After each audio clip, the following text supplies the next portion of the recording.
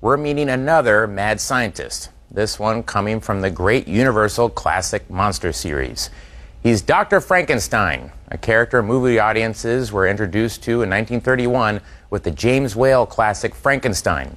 In that film, Dr. Frankenstein created his legendary monster, a monster who sent panic throughout the countryside.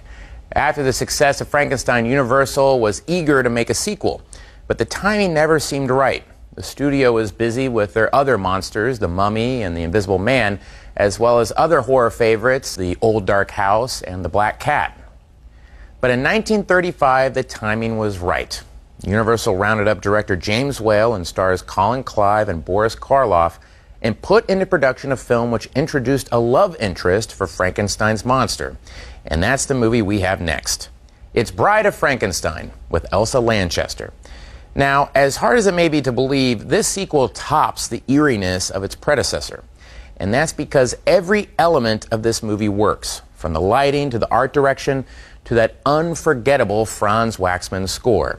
And of course, Boris Karloff, whose performance is perfection. Unlike the monster's earlier introduction, this time he understands love and friendship.